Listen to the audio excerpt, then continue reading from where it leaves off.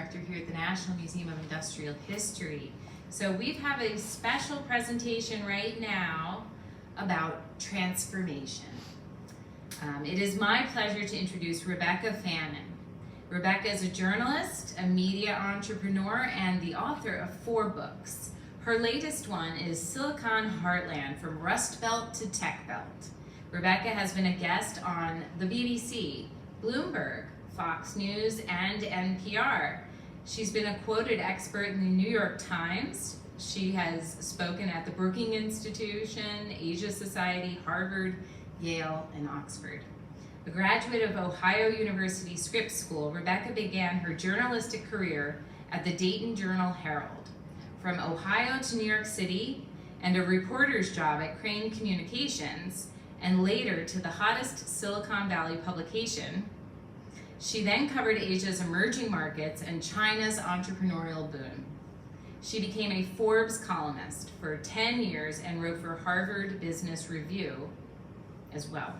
Rebecca grew up in Lancaster, Ohio, and she now returns to her roots in her new book, for Silicon Heartland. We have some copies here.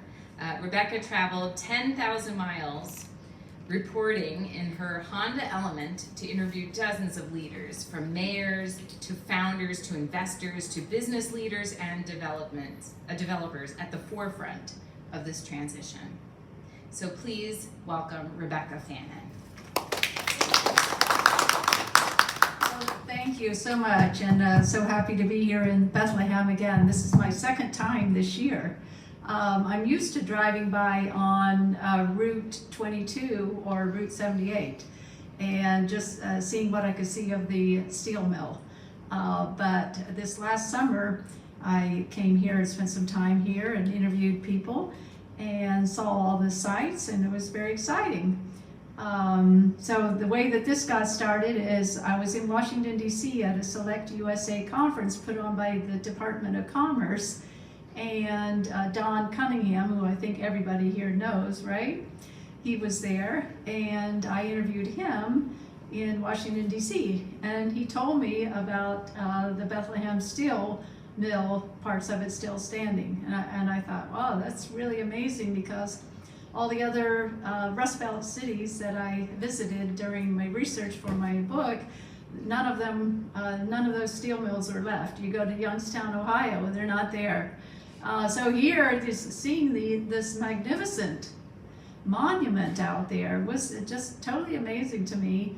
And also seeing the village, how pleasant it is and charming it is. So I'm no longer driving by just on the highway on Route 22 or Route 78.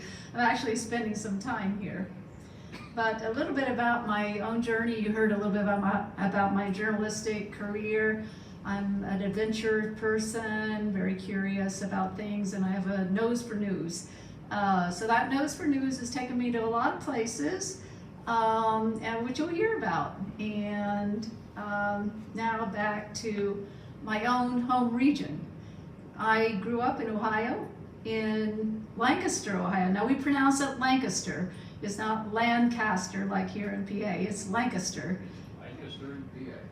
Is it Lancaster in PA? We were always in Lancaster, Ohio. We were always told it was Lancaster, PA. Really? The only New Yorkers say Lancaster. Oh, okay, interesting. So learning something every day.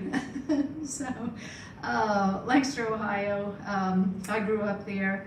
I was the daughter of 2 academics. My father, a history professor, my mother, a kindergarten teacher, and we traveled a lot. And so I got the travel bug from them, in part because every summer we would go to a different destination. So I've been lots of places with them before I started venturing out on my own. So with my parents, we camped all over Europe. We went to Russia, we went to China, we went to Mexico. We did the Alaska Highway all the way to the last road in the United States.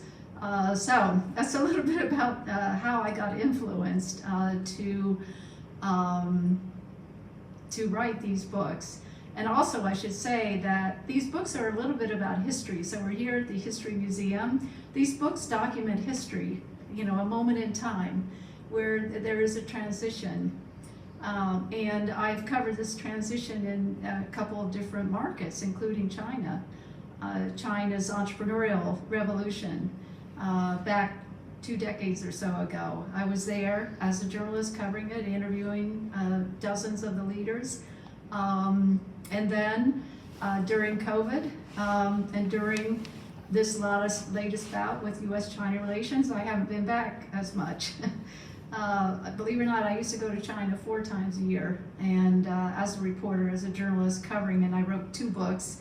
One is Tech Titans of China, the other is Silicon Dragon, about China's entrepreneurial boom. So I have some history about this, and I can compare and contrast markets. So what I saw happening in the Heartland sort of reminded me of what I saw in China during the early days.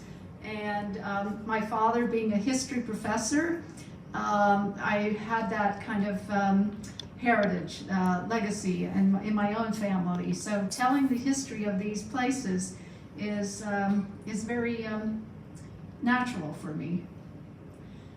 I grew up a little bit like J.D. Vance, Appalachian roots. Of course, J.D. Vance wrote a best-selling book, Hillbilly Elegy, which turned into a movie. I wrote the book Silicon Heartland, which has not been a movie yet, but it does trace this transition of the Heartland from you know, kind of a Rust Belt industrial area to a new economy. So anyhow, a little bit about my own background here. That's the photo on the left is my grandparents' home, my great-grandparents' home in Southern Ohio. On the right-hand side is the Fannin side of the family in Eastern Kentucky. So J.D. Vance and I have very similar roots of Southern Ohio, Northern Kentucky, and both becoming authors. Whether I become a politician or not, yet to be seen. But anyhow, I love journalism. I got into journalism right after graduating from Lehigh University and moving to New York City. Before I moved to New York City, I had an internship at the Dayton Journal-Herald.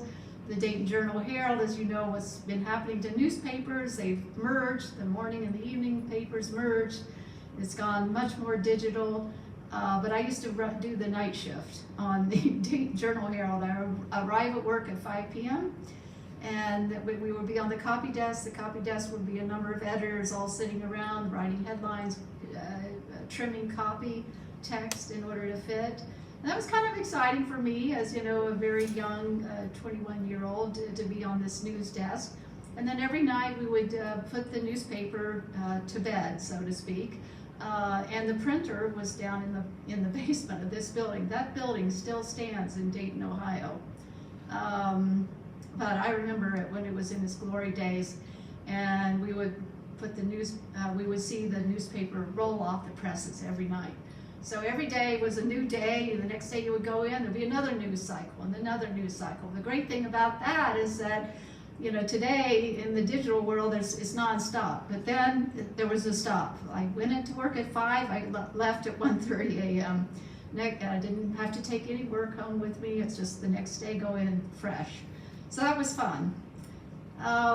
Okay, so I've already hinted that one of the reasons that I got on this Rust Belt journey is that I had been covering Asia's emerging markets, and then during COVID, obviously I couldn't travel anymore, so I had this nose for news. I could see what was happening in the Heartland based upon my experience in covering other markets.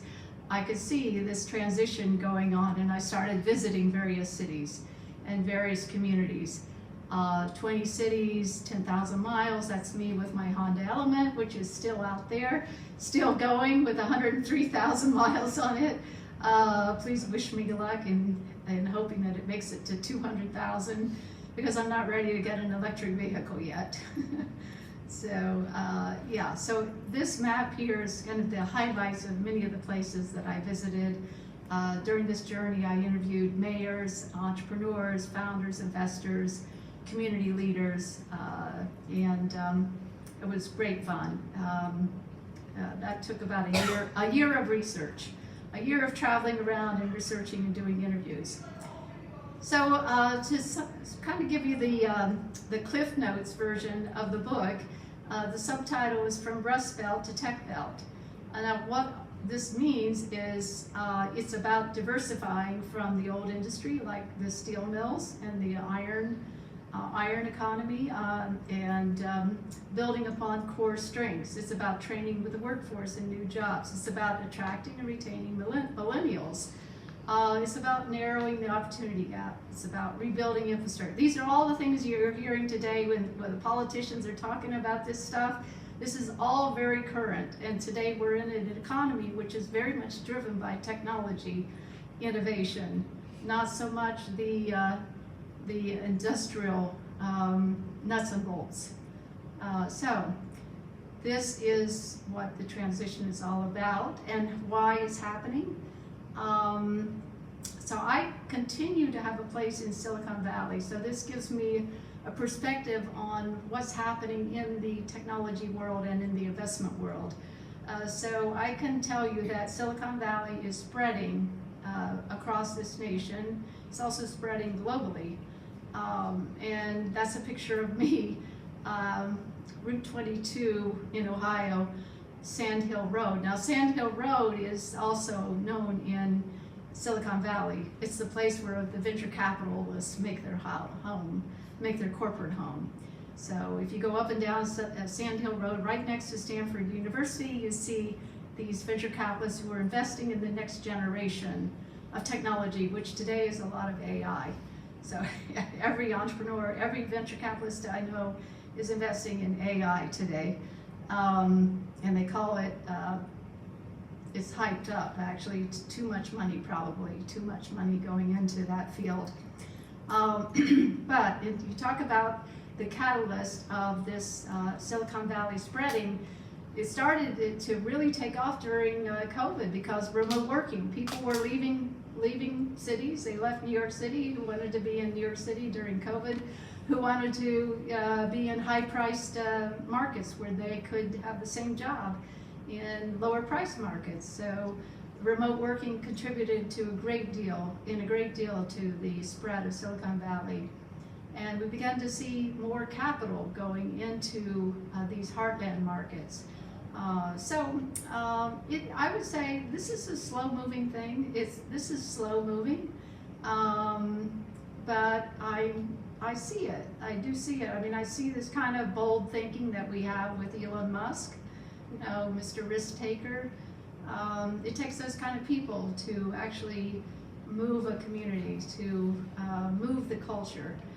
And so it's all about creating a different culture. Not your 9-to-5 job, but where you're actually living and breathing your work. So anyhow, these are some of the photos that I took this summer on my field trip here. You probably recognize some of the sites. And we're going to be hearing from Lisa Getzler in a moment from Lehigh University. We're going to be hearing from Loretta Hine from the Steel Stacks Guide. I interviewed Don Cunningham here in Washington, D.C. and here in Bethlehem. But one of the most pleasurable things why the company had to come to an end. Sorry. You had cheap foreign imports, the rise of mini mills, less demand for steel from like the auto industry, the toy industry, of all things. Pensions being paid out for every one active worker. At one point you had 6 pension workers. Benefits on both sides of the fence. Executive salaries, the top 8 out of 10 at one time in the world. We're right here, #1, the head of Bethlehem Steel. And even worker benefits. Once you were here 20 years, every 7 years after that, you got 13 weeks paid vacation. That happened twice for my father in his second 20 years that he was here. Economic circumstances, in our country and around the world all contributed. And even when unions would demand workers get raises, the executives will say if they're getting a raise, we're getting a raise. So all those things contributed to the downfall of the company. So it's not just one. Nothing under the umbrella of Bethlehem Steel anymore. But next to the casino, Lehigh Heavy Forge, high security nuclear industry work apparently. We asked for a tour a couple times. They said, It was. So, yeah, how many of you have met Loretta Hine on the Steel Stacks? Quite a character, and really does know her stuff, and she definitely impressed me. So I took this video of her and I posted it on YouTube. So you can find some other videos that I've posted under Silicon Global online. This summer I also did a few other videos with people that you know. So on the left-hand side, that's me with Don Cunningham outside the Lehigh Valley Economic Development group. And I had just a few weeks earlier interviewed Don in Washington, D.C. at the Select USA conference. So I'll let you hear what Don has to say. Whoops, hold on a second. Let me get to Don. Why? Whoops, okay. Hey Don, come on. Why? Okay, click, he goes backwards. Why the company? Could you come up and help me get Don Cunningham to speak? The track. Okay. Oh. Yeah. Hi there, I'm here with Donald Cunningham of the Lehigh Valley Economic Development Group. So, hey, Donald, how's it going today? It's going really well. Good. Nice time at Select USA. Absolutely, yeah. So, tell us a little bit about yourself and your background. Well, I was raised in Bethlehem, Pennsylvania, in the heart of the Lehigh Valley, which is about halfway between Philadelphia and New York, and an old steel manufacturing and heavy manufacturing area. My father was a steel worker, came from a family of tradesmen and steel workers, and went off to college, and now work in helping to rebuild the economy of the Lehigh Valley through its renaissance. Oh, excellent, yes. What happened to the steel industry, and what's replacing the steel industry? So, when the American steel crisis hit in the early 80s, and then kind of Bethlehem Steel hung on up until the end of the 1990s, but the area has gone through an economic transition where manufacturing's always been the base of the Lehigh Valley. It still is today. 18% of the economy in the Lehigh Valley, which is much more than the 12% in the U.S. or 13% in Pennsylvania. Just today, we make different type of products: medical devices, medical diagnostics, some semiconductor production, a lot of food and beverage, and because of the proximity on the East Coast, we make a lot of products and move a lot of products to the people of the East Coast of the United States. Well, that's interesting that you have a semiconductor industry in Lehigh Valley. I wouldn't have imagined that. Yeah, most people don't. That's a legacy that goes back to Bell Labs and Western Electric. They developed the first transistors in Murray Hill, New Jersey, and produced them in Allentown, Pennsylvania. Today, Intel has about 350 design engineers for semiconductor chips, and Broadcom is in the Lehigh Valley. Coherent is growing microchips. There are about 2,000 people working in semiconductors, and we have a couple of expansion projects now going with CHIPS Act money through the federal government. Okay, great. I hear a lot about workforce development.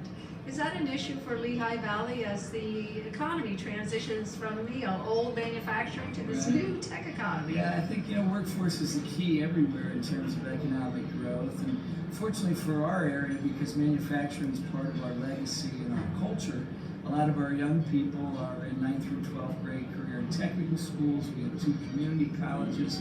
So our young people are developing advanced manufacturing skills and trade skills, which is very helpful to us to continue to grow the manufacturing base in the Lehigh Valley. So the pipeline of talent and developing manufacturing skills has been critical to the growth of the economy of the Lehigh Valley. Okay, how's the infrastructure? I've been hearing a lot about, U.S. economy, the rails, the ports, the trucks, all this needs to be fixed. Yeah.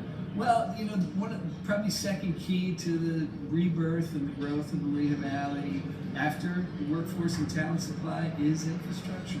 Yeah. because we're about 60 miles out of the port of Newark and Yeah. 80 miles out of Manhattan. So the road network, the freight rail system is critical. Whenever you're making and moving products, access to market is critical. Absolutely. Well, nice to meet you here at Select USA in DC. Have a great conference. You too. All right, take care. Don is so personable, so it's easy to see why he became mayor here and has been a town leader. Yeah, I also did a little bit more research. He didn't brag enough about Lehigh Valley's economy, but compared to other areas, Lehigh Valley is a positive story. If you look at poverty statistics, it's much lower here than other markets in the Heartland. If you look at unemployment figures, Lehigh Valley also compares favorably. The unemployment rates are low. The economy is growing, it's diversifying, which is a great thing. And I think the future is bright here. That's what I was so amazed when I came to Bethlehem, because many of the other places that I visited, it was very depressing to see how run down they are. Places like inner Detroit, Youngstown, for instance, many places where Lehigh Valley, Bethlehem compares so nicely. So it was very pleasant to be here. We're going to be hearing from Bruce Haines in a moment, but I also captured Bruce on video and stayed, having a wonderful stay at the Historic Hotel Bethlehem. If you haven't stayed there or checked out the wonderful food there, it's really remarkable. And there's a remarkable story behind the Historic Hotel Bethlehem. So this is part of the Rust Belt Recovery story, is that you have to have lifestyle amenities. You have to have a reason to go there. So the Historic Hotel Bethlehem is a reason to go here. And it is an attraction. So let me see if I can master now this. Okay. Hi, we're here with the managing director of the Historic Hotel Bethlehem. And I'm here meeting with Bruce Haines. And Bruce, tell us about the really interesting history of this hotel.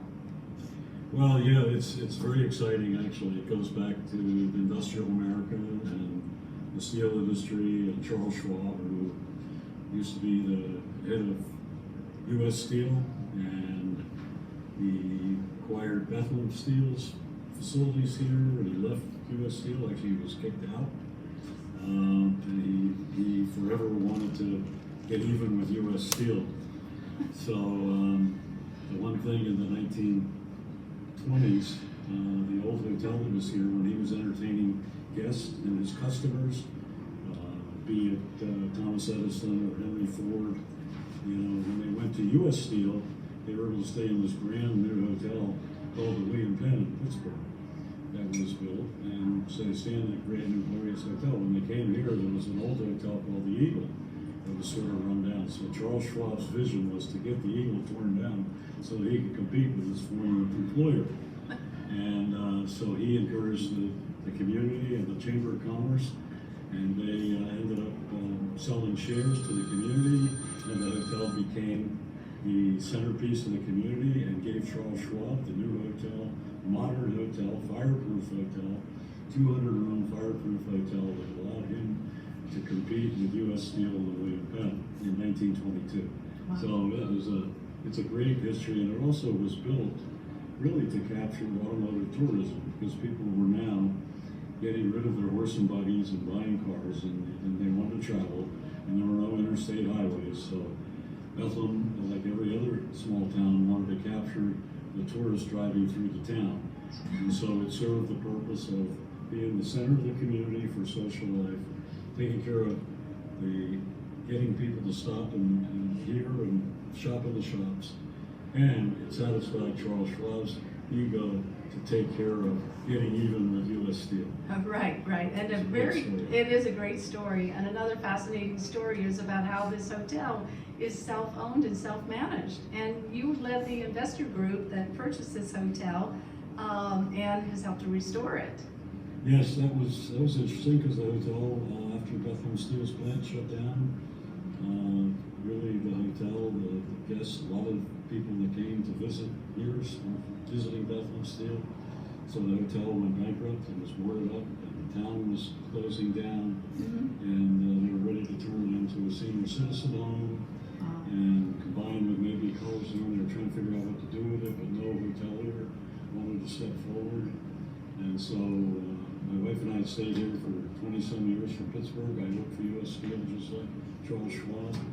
And we said, let's buy the hotel, and let's buy the building and preserve it and reopen it as a hotel. So I put a bunch of my friends from Lehigh together, and a few Lafayette guys got in there, but 13 of us pulled our money and we saved the hotel basically to keep it a hotel. And I'm proud to say we're America's #1 best historic hotel by USA Today, 3 years running, and very excited about what we've accomplished. I have a great team here to run this hotel. I don't run it, I just oversee it and come up with plans for the future. But You're the visionary. I guess. Okay. I guess so. All right, well, great. A great story. Thank you so much. Thank you. There's a lot more to that story than is presented there, which we're going to go into a Q&A with Bruce in a few minutes. But let me just move forward too. We're also going to be hearing from Lisa Getzler, who's the Vice Provost of Entrepreneurship and Innovation at Lehigh University. She's a real champion of innovation and helping to spearhead this region's transition. So I mentioned that on my Rust Belt road trip, I saw, quite a lot of devastation, and not to depress you too much, but this is Flint, which used to be Vehicle City of General Motors. Poverty rate 37%, population dropped to 81,000 from triple that. So this is kind of the Rust Belt story, and as you can see here, what happens when industry leaves, falls, and you see places like here.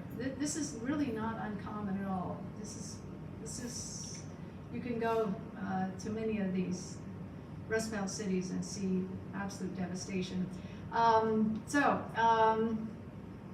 I posted this photo because it's actually of my own hometown. The Anchor Hocking Company, glass town, factory town, but also a very pleasant town with a wonderful historical district and a branch of Ohio University. And now a suburb of Columbus. And Columbus is booming, so Lancaster is booming. Anchor Hocking, when I was growing up, one of their plants closed. Lancaster survived much better than some of these other places. But what's interesting is when you visit these places, you still see the old signs of industry. So here in Bethlehem, you can see the steel mill. In Buffalo, New York, which is another Rust Belt town, you can see the grain elevators. There's still lots of these grain elevators. You go drive around Buffalo, and that's just one of a dozen that remains. Okay, Pittsburgh, Braddock, Pennsylvania. As I visited during my research, I visited all the great places of the Heartland, including Braddock, Pennsylvania, where you can see here the last the last steel mill running in the Pittsburgh area. If you've been to Braddock, then you know what it's like there. I won't go into too much detail about it, but there's all these depressing signs of blight, crime, drug addiction, poverty, lagging infrastructure, weak internet access, and diminished expectations. This is the downside of the story. So with any story, any drama, you have to have the downside and the upside. So this is the downside. Downside is looking at the poverty rates of many of our cities in the heartland and their population loss. It's not very pretty. But the positive thing is the rebuild challenge. So the Biden administration is putting a lot of money into rebuilding manufacturing and rebuilding our chip production in the United States, because all of our chip production moved to Asia, moved to Taiwan, Japan, and Korea, and now we're rebuilding that. And part of this story of the industrial meltdown in the heartland has to do with China, the jobs going to China. And because I've seen the other side, I have a good understanding of what happened there. Today, what we're starting to see is reshoring. Reshoring means bringing back jobs that went overseas and now bringing them back to the United States. That is a trend today, and made in America. There's a lot of tension between U.S. and China because they're both titans, huge economies, and we're competing a lot with China on manufacturing.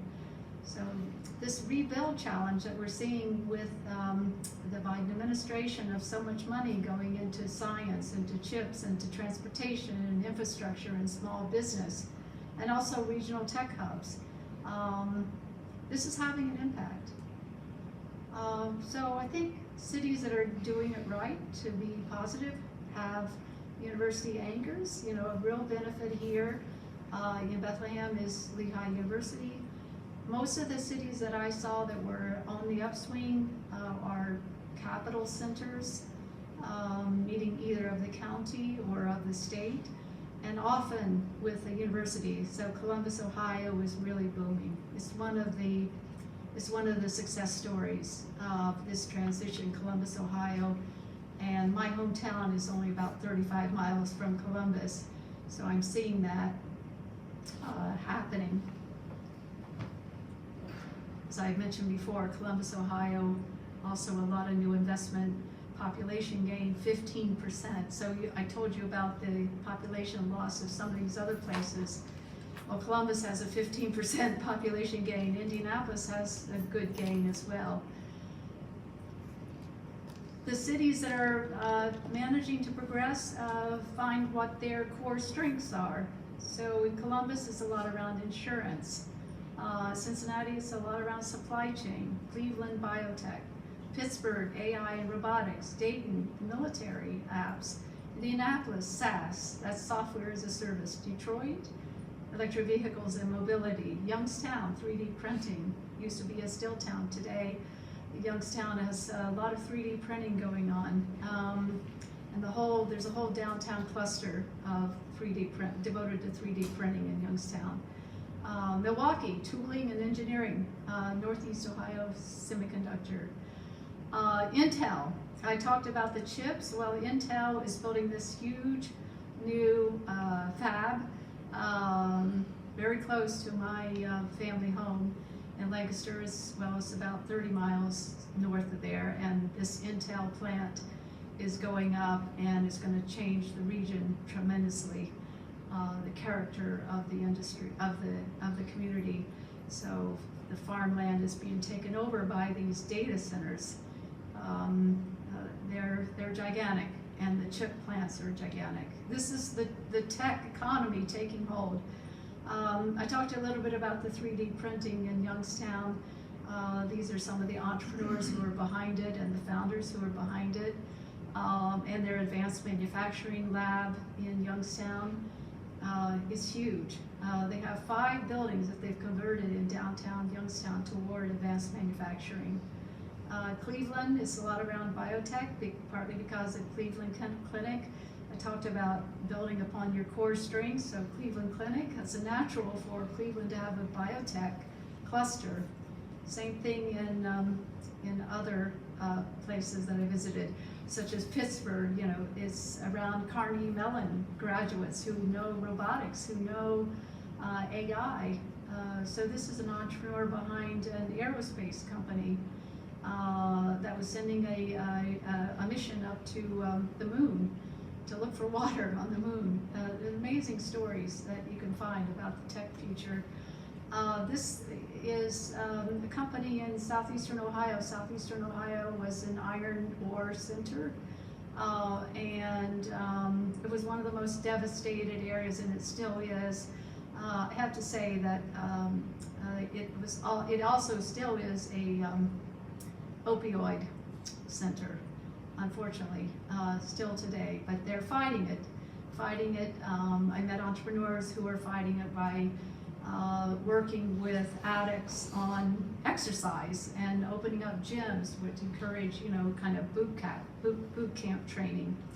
But this fellow here was an investor in this plant. It's about plastics recycling. So you're going from the old iron ore to plastics recycling. That company went public. One of the joys of doing this kind of research is just meeting the people who are making it happen. So in Flint, there's a fellow named Phil Hagerman, who has put a lot of his own money into developing innovation and new jobs in Flint, which really needs it. Albert Ratner, the Ratner family is kind of very famous, and that's Albert Ratner, he's known as Mr. Cleveland. He's giving back to Appalachia in a big way, and helping others to find their way. The other person is Dave Mabini of Carnegie Mellon University. He runs their entrepreneurship initiative.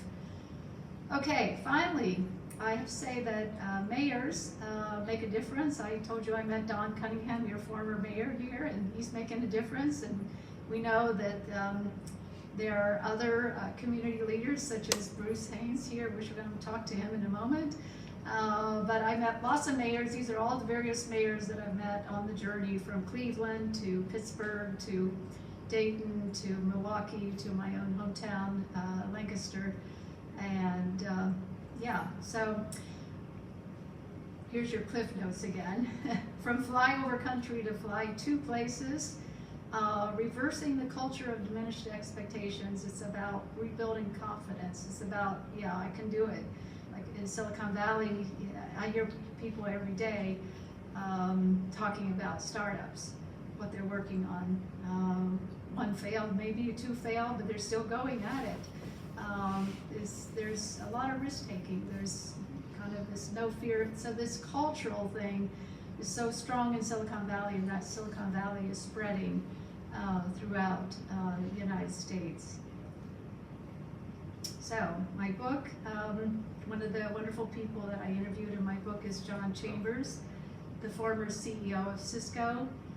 Cisco in his day, as I'm sure a lot of you know about NVIDIA, the chip manufacturer that is so hot. If you invested in this company, you would be very rich right now.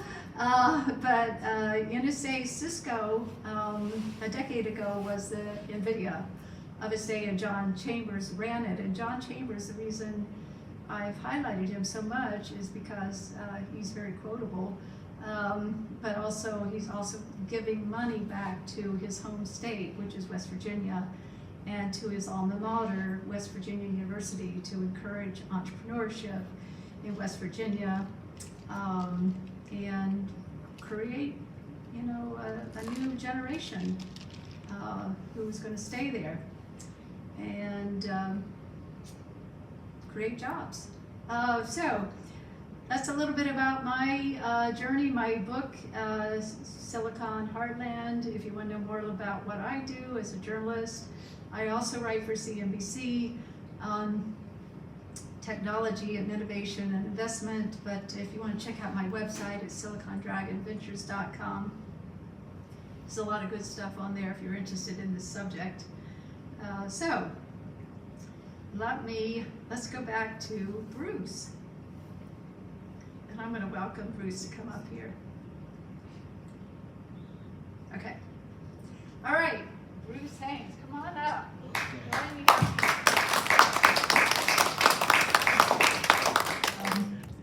Bruce, you're a town champion here. I love that. You're one of the leaders of this region's transformation.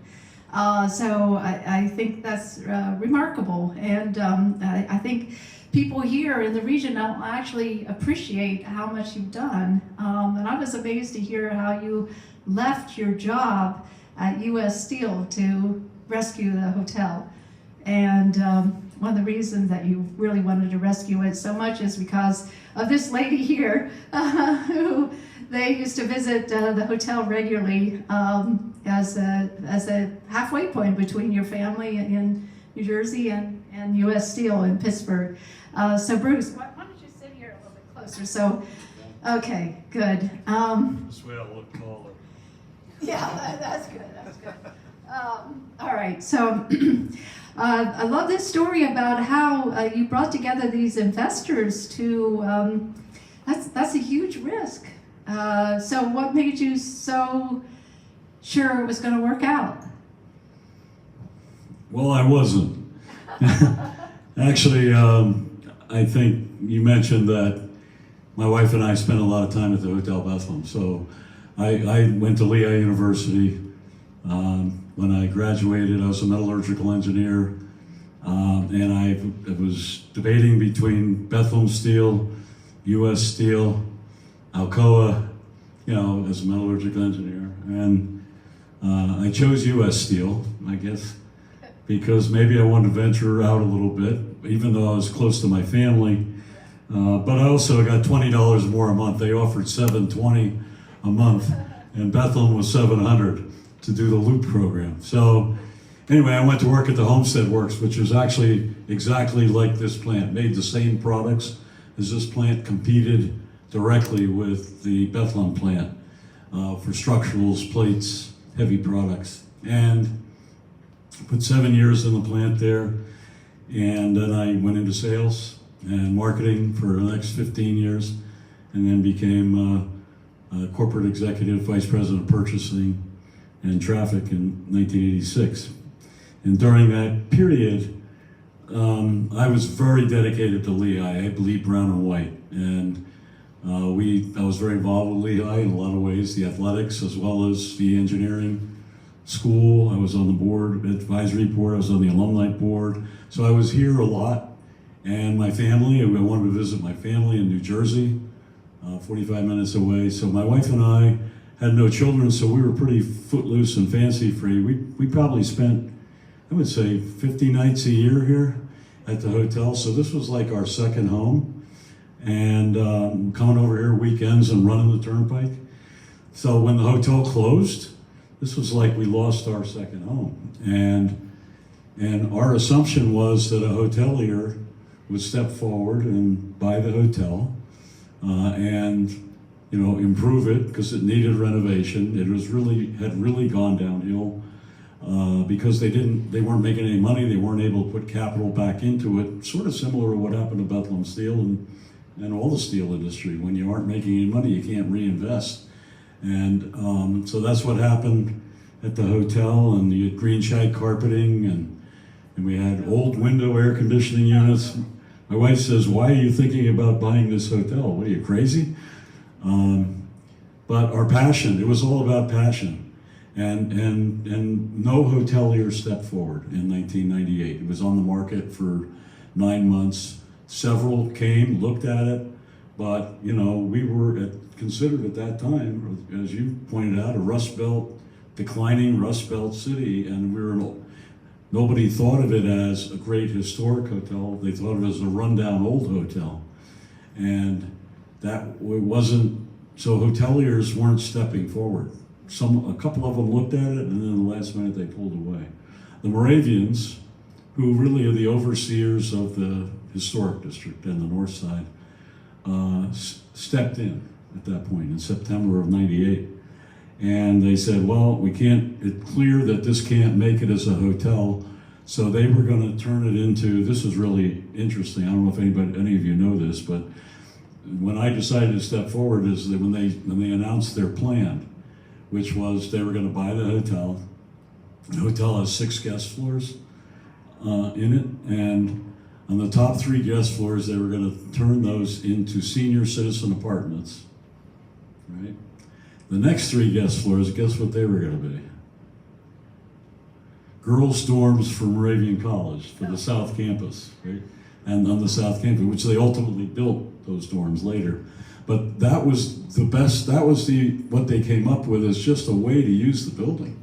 I mean, it was really, what are we gonna do with this building? We don't wanna tear it down. So to the Moravians' credit, I mean, they actually, they are the backstop, particularly for the historic district. So when they announced that, I thought, oh my gosh, we're not gonna have our hotel rooms to stay in anymore. I guess I'm gonna have to stay in the comfort suites, which is okay, right? But we love the hotel. And so I started talking at a Lehigh football game to people around me and said, hey, listen, you want to help save the hotel? I'm going to put together an investor group. I didn't have the financial wherewithal to do it. And I said, if we can divide the risk and less capital to put in, let's make it happen. And, in, what was it, 2 weeks we had, 1 or 2 weeks, we had 10 people said, I'm in. And it wasn't because they looked at the financial future report and said, this is going to be a great investment. It was from here. Because all of these were classmates of mine from Lehigh. When they were here, their parents stayed in that hotel. They knew it as Lehigh's Hotel, to be honest with you. And being an avid Lehigh alum, we weren't going to let this happen. So we thought, let's make it happen. So we put it together, and we bought it in '99 out of bankruptcy in January, and we reopened in September of '99. We teamed up with some people who were hoteliers, because we knew nothing about hotel. I stayed in a lot of nice hotels over my 35-year career at U.S. Steel, but I didn't know anything about running a hotel. So we teamed up with hoteliers who had just left Radisson, and actually the guy that was managing, his father worked at Bethlehem Steel. So they were looking to be a management company. So we teamed up with them. We met at Ginny's Diner. Remember Ginny's Diner? Well, those of you who are local here on. So we met there and said, does this make sense to kind of team up? We'll bring the money and you bring the hotel expertise, and that's how it all happened.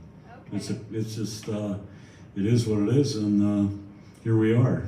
25 years later, America's #1 best historic hotel 4 years in a row, so I'm very excited about it. Pinch me and wake me up, right? And you have sold out nights too, so that's great. Also, you are encouraging entrepreneurship as well through some work that you're doing with what would I call them, interns, or the wrestlers that tell us about the wrestlers that you're grooming. All right. Okay. So I don't know. Any of you who follow athletics know that a couple of years ago, the days of not being able to talk to recruits that are playing football or whatever ended, and all of a sudden the courts allowed anybody to pay college athletes, and so that changed athletics, and it changed the world, and that most of it really was related to football and basketball, and Lehigh's not in the big leagues for that, but Lehigh's always been in the big leagues for wrestling. It's a legacy of Lehigh ranks 6th in the country in number of NCAA champions, behind Oklahoma State, Iowa State, and Penn State. And that's just, it's a legacy, and it's a strength of Lehigh. Lehigh builds national champions. So I said, well, we're a national champion hotel. I think maybe we should let these Lehigh kids, we're not going to shower them with money, but we came up with an idea about let's talk to Ryan Crookham, actually, who was a 3-time Pennsylvania State champ, went to Silicon Valley High School here, and went to Lehigh, chose Lehigh, and he was one of the top recruits out of the country, and he chose Lehigh.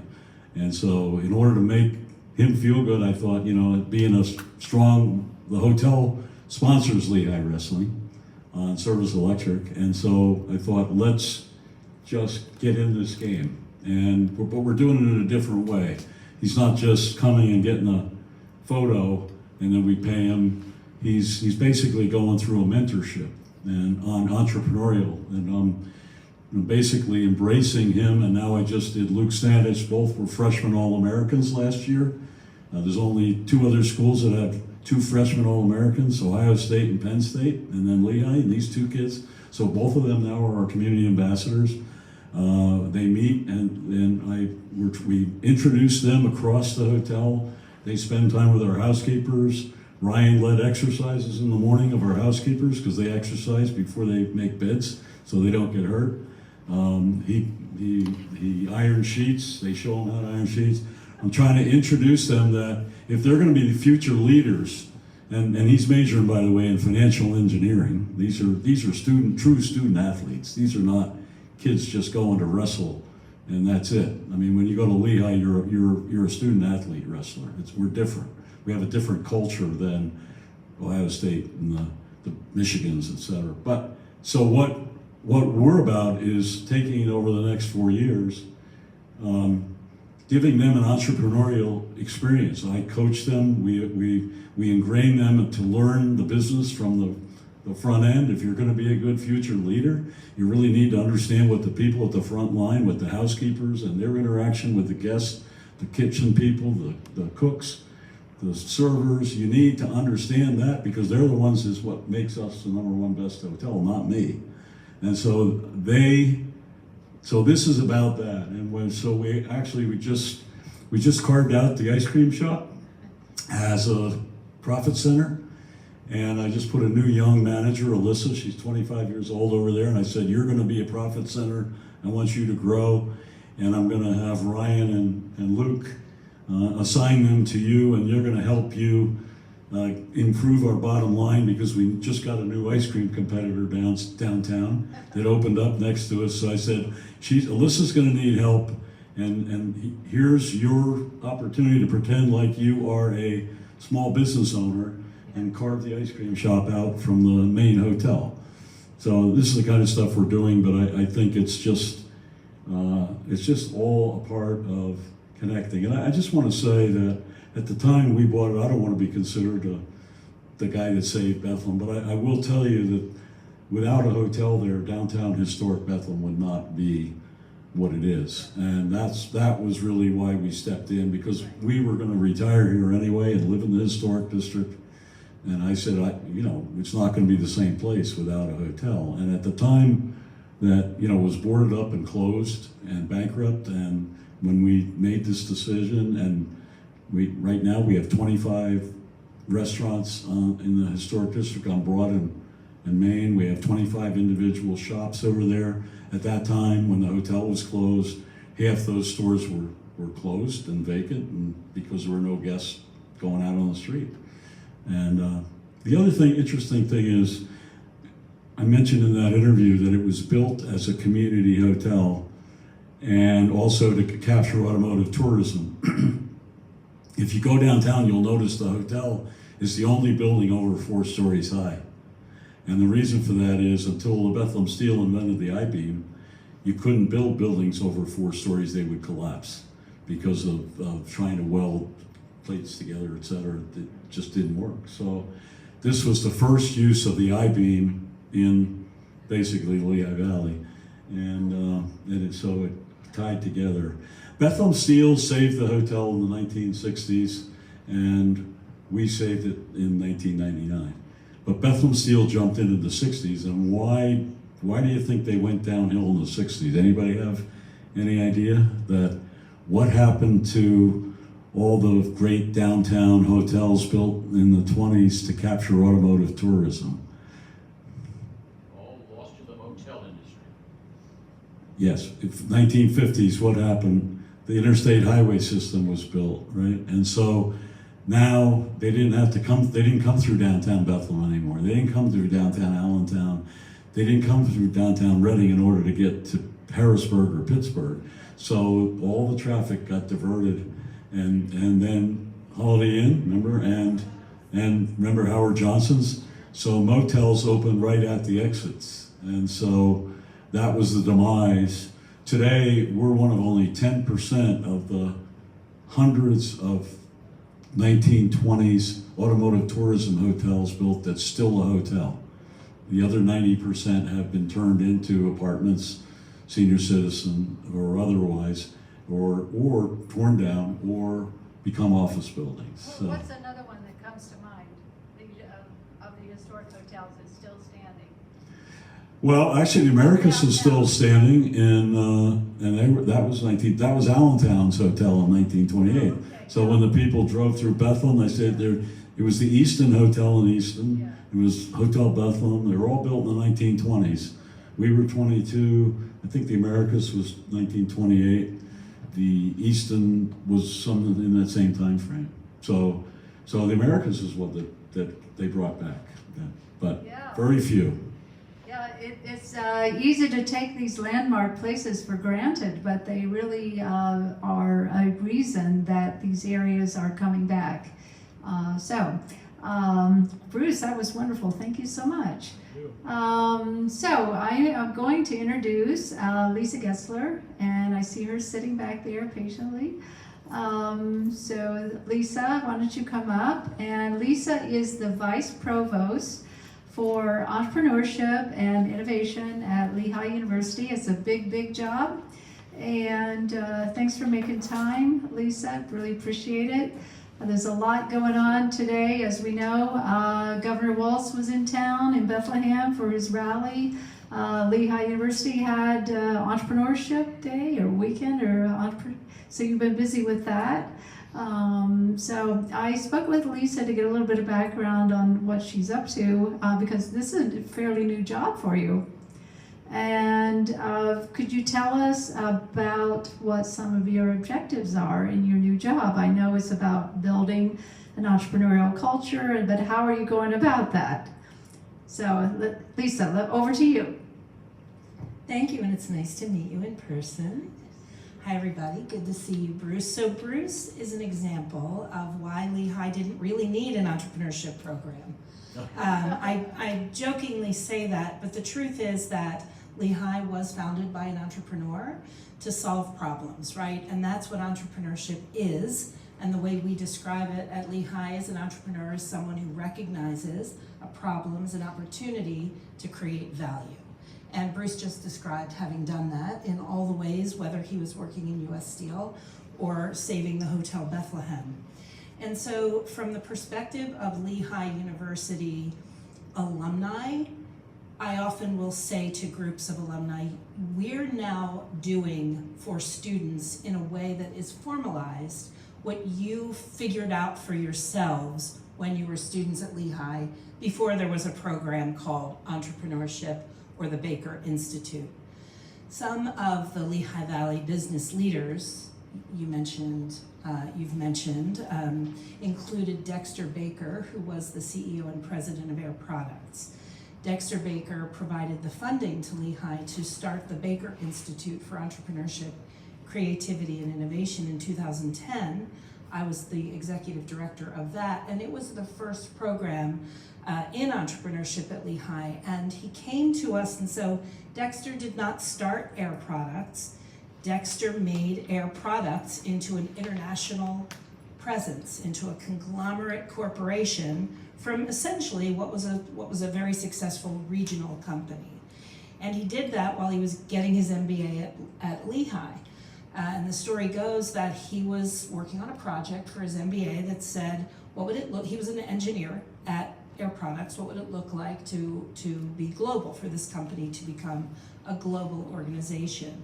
And his professor happened to be friends with the president at the time, read the project and said to the president and CEO of Air Products, you know this Dexter Baker kid? Because he's got something here.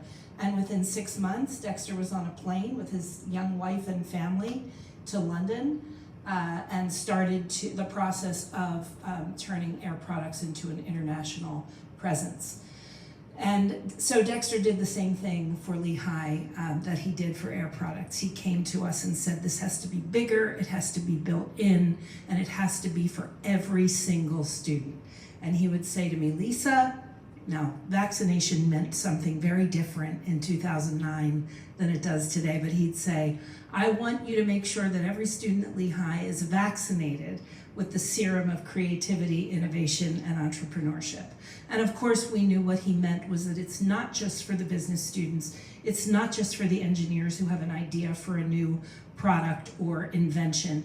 It is for every single person who happens to be at Lehigh to understand that when you change your mindset to one that looks for the problems and opportunities, and you use your God-given talents and creativity that we help you develop to create innovative solutions, and you find a way to get them into the hands of the people who need them, or the companies that need to advance their manufacturing, or the cities that need to redevelop, that's an entrepreneurial mindset. That language is used across the world now. Every college and university has a program in entrepreneurship. Every single one of them talk about entrepreneurial mindset.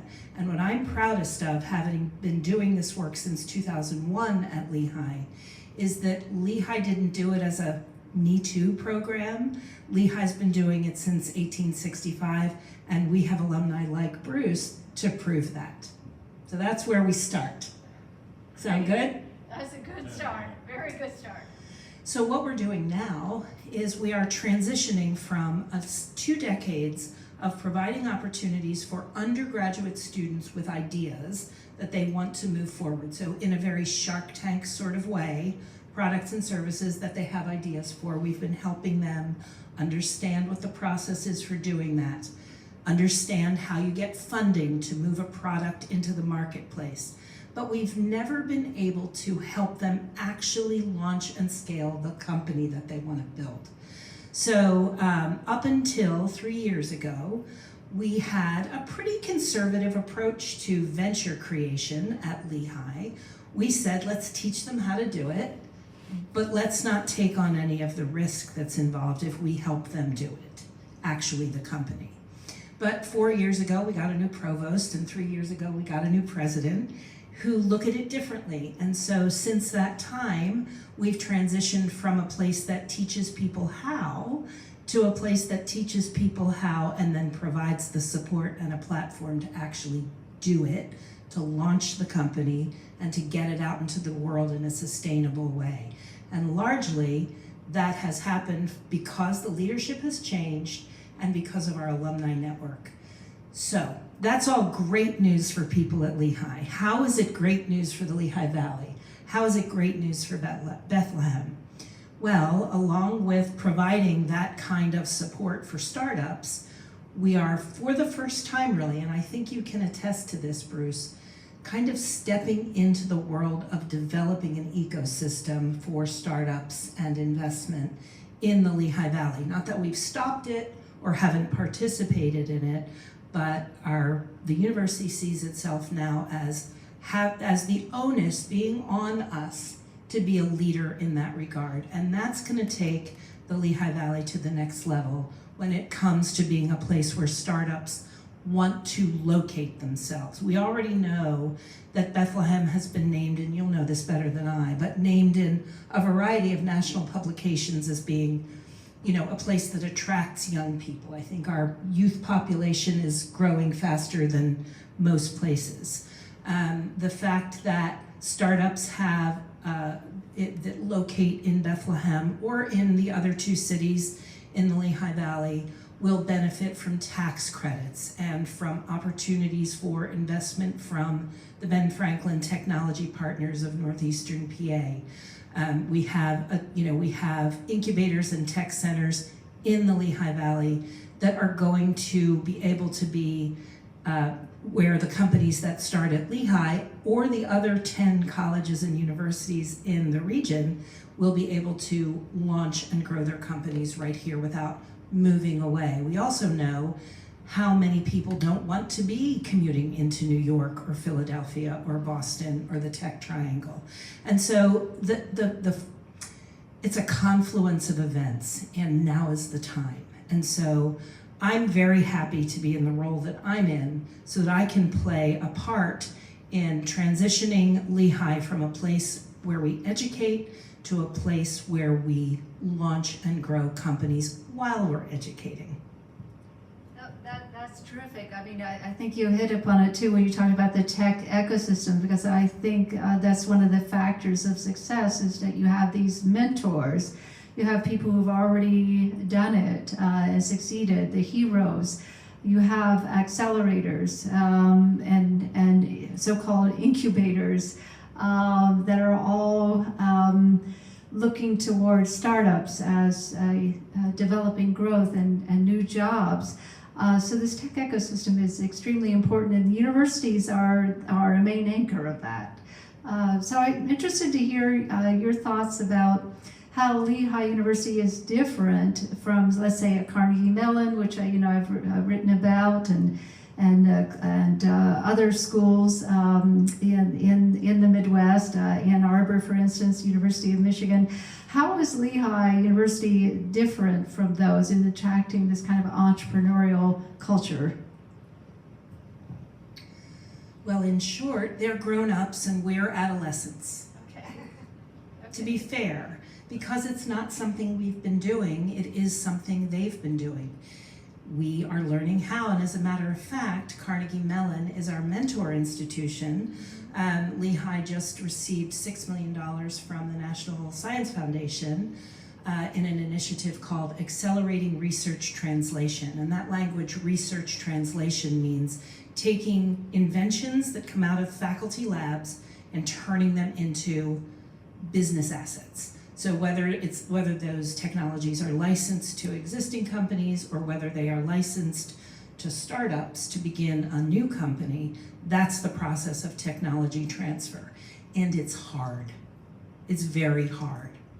Carnegie Mellon, and I think we talked about this, but Steve Case, who was the founder of AOL and wrote a book and did a series and raised a lot of money and invested a lot of money in this idea of Silicon Valley doesn't need to be the only place where entrepreneurship happens at scale. He did a tour similar to you of the Rust Belt called The Rise of the Rest. And we are... It was more extensive than the Rust Belt.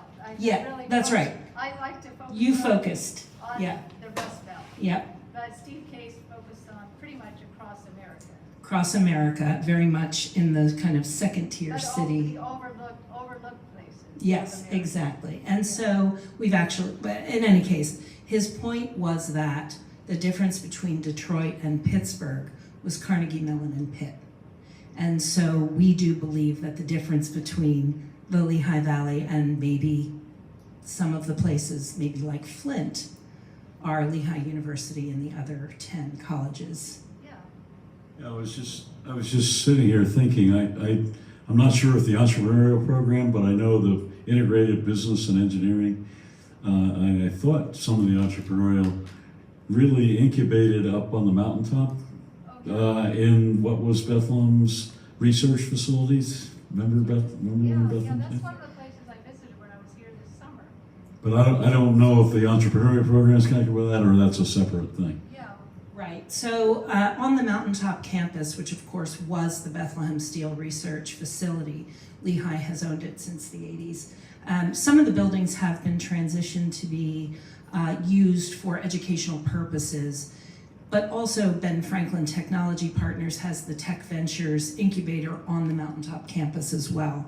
So while entrepreneurship at Lehigh doesn't have a physical location on the mountaintop campus, much of the work that our students do is done in what's known as Building C. Is that the one you're thinking of with the high bays? Yeah. So the high bays have been repurposed to house student projects. So currently we have a large project called Small Cities, which is an undertaking in which our architecture program is engaging in the build out of tiny houses, if you will, alley houses. They are changing the way zoning is done in the cities in the Lehigh Valley so that what used to be known as an alley house can be built again. That will provide more affordable housing and will also provide income streams for homeowners. So that's one of the projects in one of the high bays because they're building houses, prototypes of houses inside the space. So there's a lot that goes on there in the innovation world, where the Lehigh Ventures Lab, which is the organization within the university that supports companies, that's right here on the Asa Packer campus, right on Packer Avenue in the new Business Innovation Building. So the university is transforming itself. It is re-envisioning how innovation and entrepreneurship is done across disciplines, and what will that look like for startup companies that want to scale, that have the ability to scale to a size that is different from, a retail product company, for example. And so, again, new for us is the idea that faculty research can spin out companies like Carnegie Mellon does. That's something they have been doing for a very long time, along with MIT and Stanford and other schools of that nature. We are smaller, we are younger, but we are also more agile. And so we imagine that the work we're doing now is going to pay off in the next couple of years, and it will take us that amount of time to start to attract venture capital and other types of investment to the Lehigh Valley, crucial, as we know.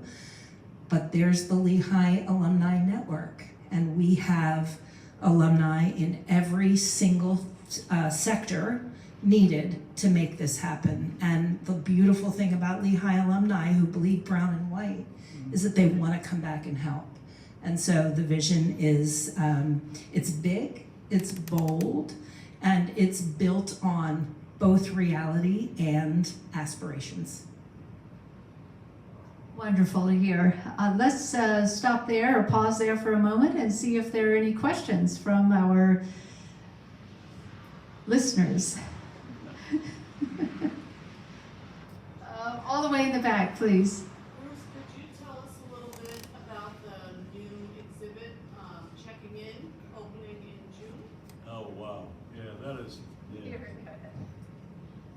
Yeah, I'm really excited about this. HBMS, Historic Bethlehem Museums and Sites, came to us with an idea, and it tied into the fact that we were on the verge of getting the UNESCO World Heritage designation for the Moravian settlement buildings adjacent to the hotel and up Church Street and God's Acre.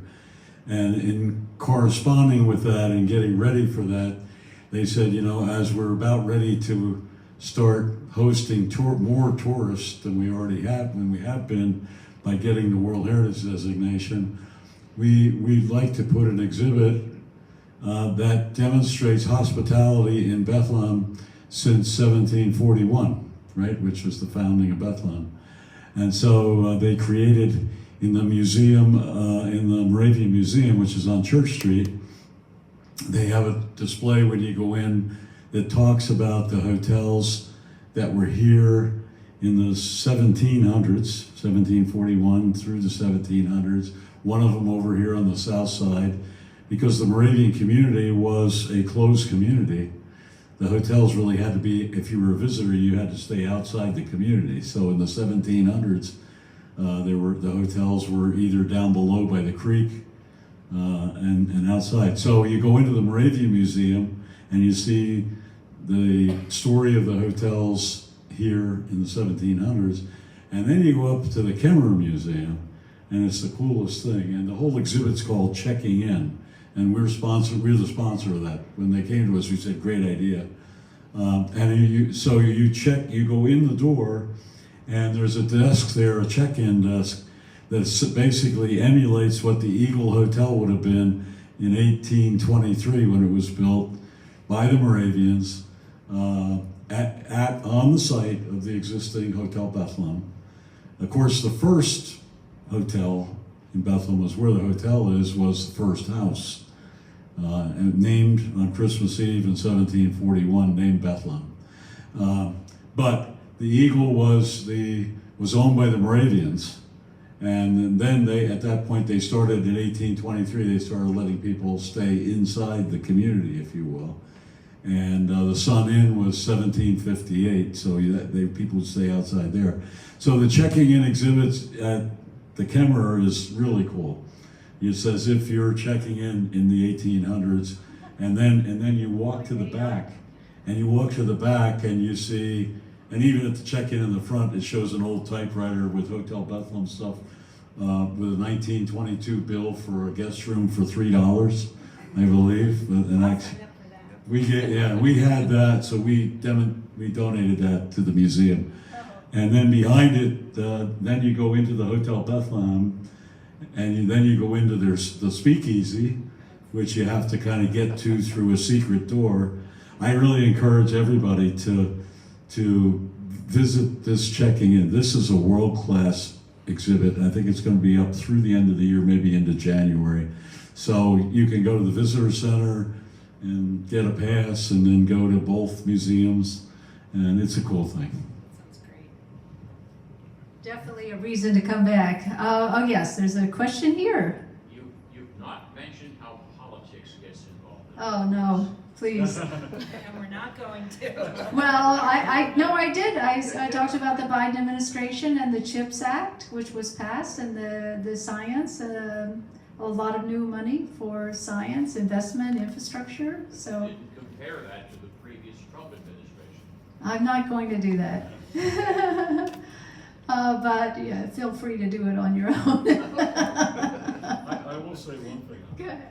This is maybe risky, but one of the things that destroyed our industry, and I spent almost most of my career in sales at the International Trade Commission, trying to present evidence that Japan, Europe, Korea, and later China after I retired, was dumping their steel in here at below price. I was a salesman. I would sell steel in Connecticut. I gave them a price of $270 a ton, and I can tell you that in order for the foreign people to come in here, they had to undercut us. So if I was 270, they were 230, 240. If I went down to 240, they were 210. There was no bottom because they were subsidized by their countries. Some of them were communist and controlled by the state, others were not. To Trump's credit, in 2000, when he got in 16, he was the first president to stop this foolishness of us having to go prove that it's being dumped, and you had to prove that you were injured in order to win that. So I would go and I would get people, and we'd get customers, we'd show invoices, we'd say they're dumping below their cost, we're dumping below the price in their home market, we can't compete with this, we're gonna be put out of business. Trump came in and put tariffs on the very first time on steel and aluminum to protect the American steel industry from these unfair trade practices. And I really, really credit him for that, having been someone who had to fight that in most of my career. And that's what's preserved the steel industry today. For example, your map shows Chicago. Chicago is still not just automotive, it's actually metals as well, big time, with Burns Harbor and Gary plant and that kind of thing. Gary, Indiana. So anyway, just from a political point of view, that was a good thing that's really kept the steel industry from being completely sent overseas and the shutdown of the entire industry. And those tariffs have stayed in place under the new administration. So, any other questions? We talked a little bit about venture capital. We hinted at that, but venture capital is just one of those very important ingredients to success. And so it's not just government money; it has to be private money too. What you call as angel investors and venture investors and risk takers and people like you gathered together for your hotel, people like that who are willing to take a chance on a new industry or a new innovation or a new commercialization. So that's part of the Heartland story. I just made up a new term, heart belt. Okay, I kind of like that, but so that's one of the trends that I did spot in doing research for this book, is that the venture capitalists have come and taken a look at what's going on here in the Heartland, and some of them have started to invest.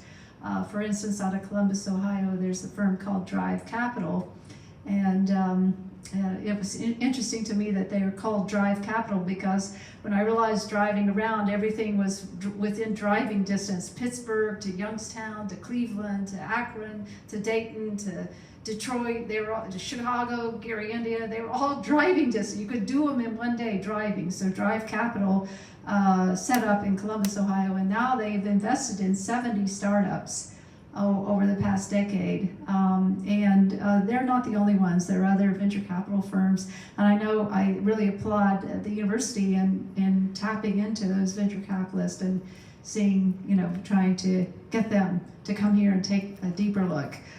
So thank you very very much for listening, and I hope you enjoyed the talk. And let's give Bruce and Lisa a round of applause.